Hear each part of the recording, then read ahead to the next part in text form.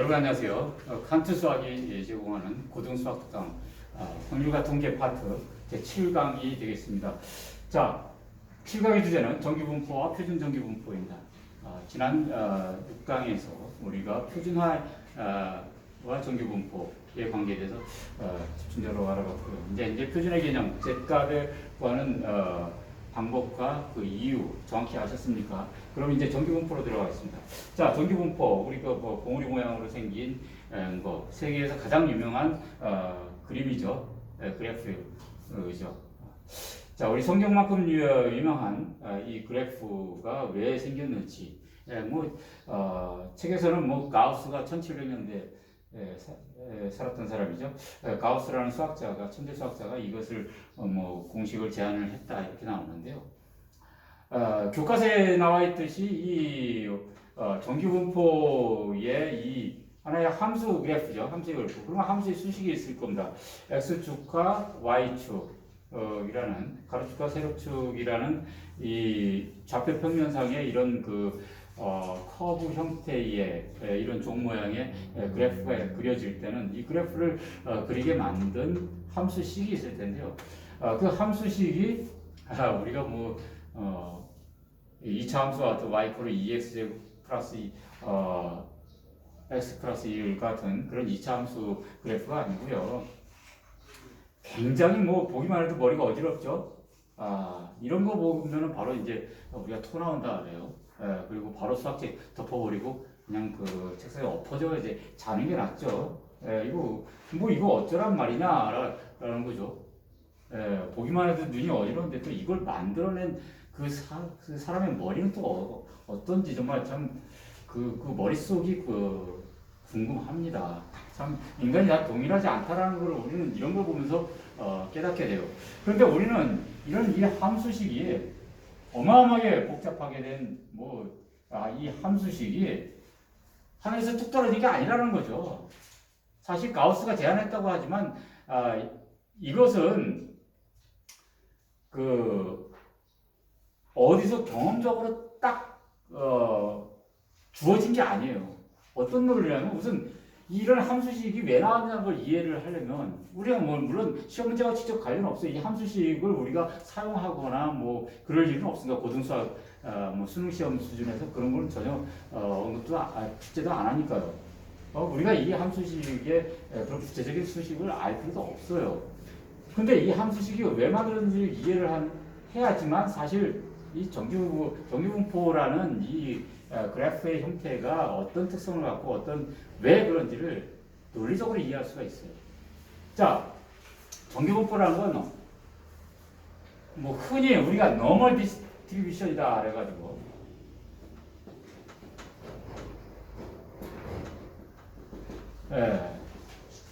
그러니까 정상이다, 흔하다 이런 얘기거든요.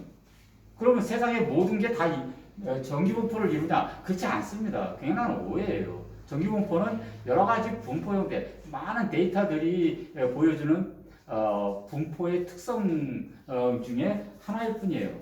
그런데 상대적으로 좀 많은 경우가 이 정규분포의 형태 또는 정규분포와 유사한 형태로 나타난다라는 것이고, 우리가 지난 시간에 앞 시간에서 배웠던 이항분포도 사실상 이 추출되는 시행되는 트라이얼 n수가 적을 경우에는 편포 왼쪽이나 오른쪽 으로 이렇게 치우친 분포를 보이지만 시행 횟수가 늘어날수록 우리가 정규분포에 유사한 형태로 분포의 커브가 나타난다 이렇게 했거든요. 그렇기 때문에 정규분포는 우리가 분포 중에서 굉장히 대표적인 분포이고 이항분포를 포괄해가지고 이항분포도 결국은 그 이항분포의 확률값 n의 시행에 있어서의 확률값을 계산하는 그 수식이 복잡하기 때문에 이 정규분포의 확률 계산 방법을 적용해서 풀어내는 경우가 많아요. 그래서 정규분포는 그렇게 흔한 것인데, 자, 원래 정규분포라는 거는 여러 가지 우리 경험적 논리에서 발견된 거예요. 우리가 흔한 분포다 생각하면 우리가 사람의 성적순도, 우리 학생들의 성적순도, 전국의 수학 성적순 보면 평균점을 중심으로 해서 굉장히 많이 몰려 있고 높은 점 평균점부터 높은 점수와 낮은 점수로 이렇게 서로 줄어드는 모습이 자연적인 거죠. 어쩌면 이런 거죠. 사람의 키도 그렇고요. 평균 키 중심으로 해서 굉장히 높아요. 예? 예. 이 결국은 우리가 이 가로축에다가는 뭐예요? 어떤 그 변수의 값을 넣는 거예요. 예? 예. 학생들의 수학 시험 점수 아니면 대한민국 남자들의 또는 여자들의 평균 아니 남자들의 키 이런 것들을 쭉 넣는 아니면 표본을 추출해서 그 표본값들을 제시할 수도 있어요. 예? 모집단 전체를 제시할 수도 있고 표본값들을 임의로 대한민국 남자의 10명씩 뭐 50명씩 골라가지고 계속 골라요. 그러면 그 데이터 고를 때마다 10명, 50명의 평균값들이 나올 거 아닙니까? 그 평균값들을 그러면 어떤 때는 162, 또 어떤 때는 170, 어떤 때는 162, 163, 뭐 이렇게 다양한 평균값들이 나와요. 그 평균값들을 계속 나와요. 이게 확률 변수죠. 예? 키라든가 점수 이런 것들이 확률 변수다. 왜 확률 변수라고 해요? 그냥 변수가 아니라 왜 확률 변수라고 해요? 상대 도수를 의미하기 때문에요. 이쪽이. 예. 상대 도수라는 건 뭐예요? 예? 전체 도수 중에 그 해당 키가 갖고 있는 도수, 즉 사람 수를 얘기하는 것이거든요. 예. 그러면 우리가 이제 여기에서 이게 이제 비율값을 갖는 거죠. 비율은 곧 확률이라 했어요. 그리고 면적이라 그랬단 말이에요. 그러다 보니까 이것이 이제 점점 우리가 여기가 이제 1명, 2명 이랬다면 정수값을 가져요. 자, 그런데 우리가 연속 확률 변수는 정수값이 아니라 확률 변수 값이 정수값이 아니라 정수와 정수 사이에 있는 또 무수히 많은 유리수들, 또 무리수들의 값을 취할 수 있다. 이렇게 했거든요. 그러니까 실수의 범위를 확장해 버려요. 확률 변수 값들을. 그러면 실수의 범위를 확장하려면 어떻게 돼요? 이쪽에 우리가 히스토그램에서 나타났던 통계치에서 이 히스토그램에서의 계급의 크기라는 거죠. 계급의 크기. 이 계급의 크기를 한없이 0으로 줄여줘야 돼요. 0으로서 한없이 가깝게 만들어줘야 돼요. 가깝게 만들어요. 네? 그러면 이게 리미트죠. 리미트. 네? 극한에서 나오는 리미트. 리미트라는 용어는 뭐예요? 그 값에 한없이 가깝게 해줘라 이런 얘기죠. 네? 리미트 x 이퀄 0이다 이거죠. 네? 리미트 x 이퀄 0이에요. x 화살표 0이에요. 0에 한없이 가깝게 만들어라 라는 거예요. 그렇죠? 0은 아니죠. 0이 되면 어떻게 해요? 없기 때문에 0에 가까워지는 거지 0이 되는 건 아니죠. 예, 이게 극한의 개념이다. 이게 극한의 개념은 계급의 크기를 한없이 줄여줘요. 계급의 크기를 한없이 줄여주면은 점점 이것이 하나의 무한히 촘촘해지면서 결국은 이 계급의 크기를 0으로 한없이 줄여주면서 이 종축을 즉 세로축을 계급의 크기분의 상대 도수로 해가지고 비율값으로 설정한 다음에 이것을 x축인 계급의 크기로 나눠주면은 상대도수가 되겠습니다. 상대도수가. 이 아래측의 면적이 상대도수 값을 가져요. 우리가 중학교 때 배운 히스토그램에서 이 상대도수의 전체하고 얼마라고 했습니까? 1이라고 했죠. 이 커브의 아래쪽 면적이 1이 되어버립니다.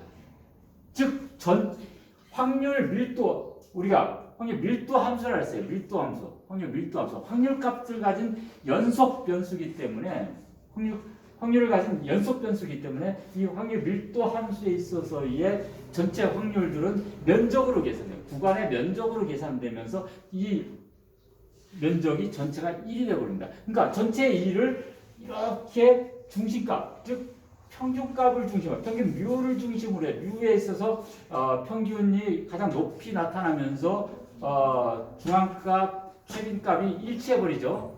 좌우 대칭형인 모양에서 한 개의 봉우리만 갖고 있는 단봉형의 분포에서는 그런 특징을 갖게 되는 거죠. 데이터가. 자, 이런 특징을 가지면서 좌우 대칭형이다. 이게 거리가 같다라는 거예요. 네? 좌우 대칭형. 그리고 이쪽에서 변곡점을 가져요. 변곡점을 가지게 됩니다. 변곡점이라는 게 컨케이브 업이냐 컨케이브 다운이냐의 문제 아닙니까? 예. 예, 변곡점의 특징은 뭐예요? 어떤 함수의 2차 미분값이 0이 된다라는 것이죠. 예. 예, 이때의 점이고,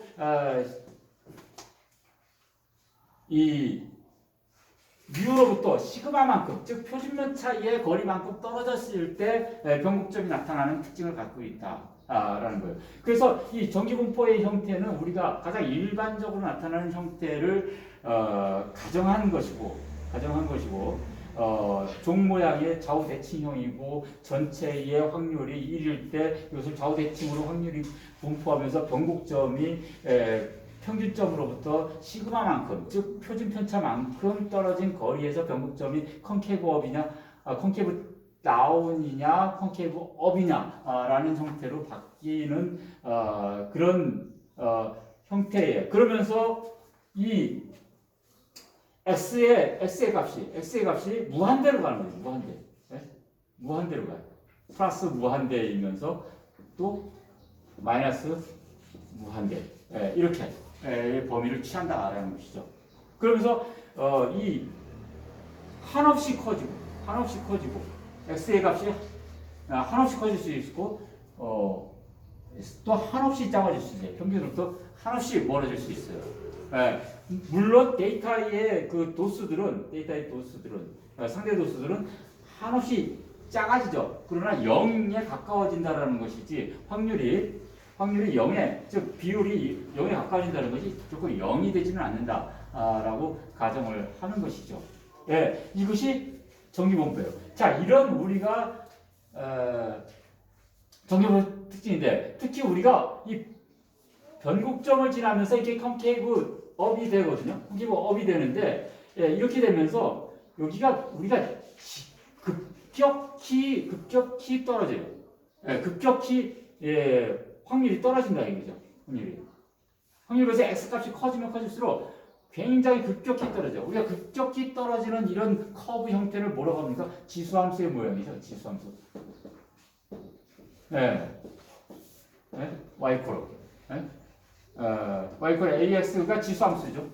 지수함수. x가, 그러니까 a가 1보다 클 때 x의 값이 변할 때, 한없이 이렇게, 떨어지죠. 0에 가까워질수록. 이런 지수함수의 형태를 우리가 가정을 한 겁니다. 자, 이런 우리가 일상적으로 존재하는 전기분포의 그런 형태를 먼저 가정한 다음에 그것을 충족시키는 수식이 어떤 거냐라는 것을 탐색해 나간 거예요. 수학자들이.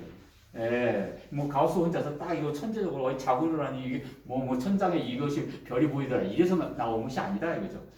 물론 가우스가 중심적인 역할을 했지만 이런 수많은 인간의 지혜들, 수학자들의 특히 수학자들의 지혜들이 총 결산돼 가지고 만들어진 것이다 이렇게 볼 수가 있겠습니다. 그러면은 간단하게 이 수식이 의미하는 걸 보세요. px가 확률 변수가 fx라는 함수 형태를 가질 때 x의 빈도죠. 상대적 빈도라는 확률값을 이 fx의 함수는 분모에 이제 2 파이 루트를 씌웠어요. 이건 또 뭐냐 이거지. 2 파이 루트 괴물이죠. 2 파이 루트. 하여튼 파이는 3.14 원주율 아닙니까? 그 다음에 시그마 해가지고 표준 편차를 했어요. 자, 여기서 우리가 이제 표준 편차 나왔고요. 곱하기 2라는 게 나왔어요. 2. 이러고는 이거 자연대수 아닙니까? 2. 자연대수요. 뭐 2점 뭐 얼마 해가지고 이것도 무리수에 하나요. 무리수 하나고 파이처럼요. 무리수가 또 하나 딱 등장하고요. 거기다가 지수 형태로 등장하죠. 2의 몇 승이다 이렇게 해가지고 그 지수에 x라는 변수값이 들어가죠. 확률 변수값이.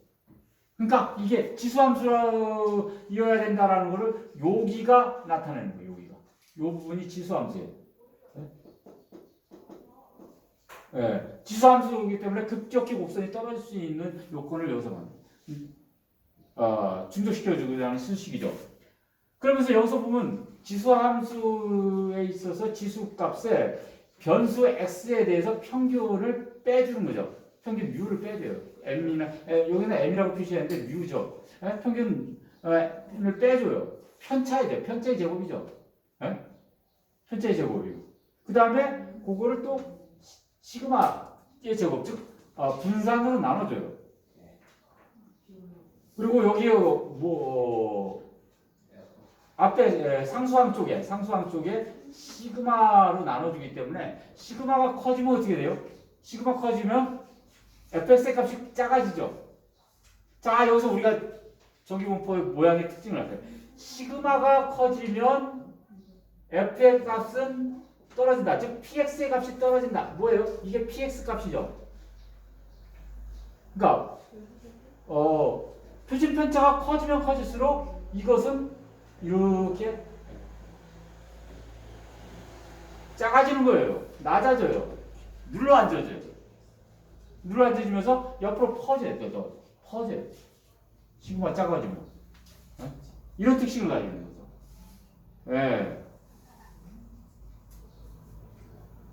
자, 그리고 이런 그 자연대수의 값을 놓고서 요새 지수함수 형태로 만들어진 것은 이런 급격히 확률이 떨어지는 것을 그래프로 나타나기 위해서 이런 형태를 취한 것이고, 결국은 이것의 접근값이죠. 이것의 면적이죠. 면적. 이 면적에 의해서 사실 확률을 계산하게 된다라는 것입니다. 자, 그런데 우리가 이 정규분포의 공식에 의해서, 함수 공식에 의해서 이제 이런 그래프를 그려주는데요. 이런 그 어떠한 키를 나타낸다거나 점수를 나타낸다거나 아니면 사람들의 대한민국 사람들의 평균 소득을 나타낸다거나 소득의 분포를 나타낸다거나 아니면 하루에 전화 통화 시간의 길이를 나타낸다거나 전기 사용 양을 나타낸다거나 이게 다양한 변수들이 여기 확률 변수들이 나타나는 것이거든요. 그러니까 이것을 표준화 시켜준다는 거예요. 그것이 표준 전기 분포죠. 자, 표준화 시켜줄 때 우리가 이렇게 z 이퀄을 시그마분의 x 마이너스 뮤라고 얘기했기 때문에 x와 뮤가 같아지면, 즉 여기서 x와 m이 같아지면 어떻게 돼요? 0값이 되버리죠. 여기가 0값이 되버려요. 네, 0값이 돼요. 그래서 이것을 표준화 시켜줘 버리면은 시그마는 또 1이 돼 버리죠. 표준화는 우리가 앞에 지난 시간에 표준화 시켜 버리면 시그마는 1이 된다 그랬어요. 표준 편차는. 그렇기 때문에 단순화돼 버리죠. 표준편차 1이 되고요. 여기 지수값이 0이 돼 버리고요. 그렇기 때문에 표준화된 정규분포의 공식은 PZ, FZ이죠. 이렇게 해서 공식이 단순화되는 것이고, 어떻게 보면 각각의 정규분포에 있어서 그것들이 평균값이 이동한 거예요. 이 평균값이 어디로 가나? 각 로 데이터의 평균값이 로 데이터에서 원 데이터에서 로 데이터의 평균값들이 다 어디로 이동한가? 0으로 이동합니다. 0으로 이동하는 것이고요. 그 다음에 표준편차는 어떻게 돼요? 각각의 로 데이터의 표준편차는 1로 전환이 된다라는 것입니다. 이것이 표준화 값이죠. 그래서 이 z값 표준화는 0과 평균 뮤 0, 그다음에 시그마 1 이렇게 돼 가지고 결국 표준 정규분포는 0과 1, 그러니까 평균 0, 그다음에 표준 편차 1을 따르는 표준 정규분포다, 이렇게 얘기를 됩니다. 정규분포는 뭐라 그래요? 정규분포는 평균 뮤와 그다음에 분산 시그마 제곱을 따른다, 이렇게 말을 하고, 표준 정규분포는 정규분포는 n, 그래서 비율을 이렇게 하죠. 노멀 디스트리뷰션은 평균 뮤와 분산 시그마 제곱을 따른다. 표준 정규분포는 z은 평균 0과 표준 편차 1을 따른다, 이렇게 되는 거죠. 그래서 이것을 표준화 시켜버리면요, 표준화 시켜서 이 확률값들을 다 계산한 거예요. 확률값들을 다 계산해 버리면은 이 면적을 해서 적분을 통해서 확률값들을 다 계산하죠. 그러면 어떤 특징이 나타나냐? 평균이 0이죠. 그 다음에 원래 로 데이터에서의 시그마만큼의 그 차이, 표준 편차만큼의 차이, 즉 1이죠. 표준적인 분포에서는 1만큼 차이예요. 1만큼 차이가 여기가 변곡점이 된다 그랬어요. 양쪽이 대칭적으로 변곡점이 되면서 이 시그마의 2배예요. 표준 편차의 2배. 이만큼의 크기의 데이터의 95.4%가 좌우 대칭형으로 해가지고 이렇게 존재한다라는 것이고, 3시그마만큼에 있어서는 데이터의 99.7%만큼 양쪽으로 합쳐서 그렇게 존재한다는 것이고, 시그마만큼, 즉 로 데이터의 시그마만큼, 즉 표준정의 분포에서는 그 1만큼의 차이에 있어서는 양쪽으로 합쳐서 34.34%씩 합해서 68.24% 정도, 대략 68% 정도가 데이터가 존재한다. 라는 그러니까 분포가 중요합니다. 이미 뽑는다 하면 뭐 그렇게 뽑힐 것이다 라는 확률을 나타내는 거예요. 일종의 비율이고 또 면적이고 그런 것이죠. 그래서 이것을 우리가 Z값으로 전하면은 여기에 Z값이 1.96 마이너스 1.96 플러스 1.96 해서 95% 존재한다. 95%가 존재하는 Z값을 구한 것이고 99% 존재하는 Z값은 마이너스 2.58 플러스 2.58 사이의 Z값에서 존재한다라는 것이죠. 결국 거의 뭐 3, 그러니까 표준정규 분포상에 있어서의 X Z값이 3을 넘어섰을 때는 거의 뭐 99점 이렇게 해가지고 거의 의미 없는 확률이다. 이런 걸 의미가 되겠습니다.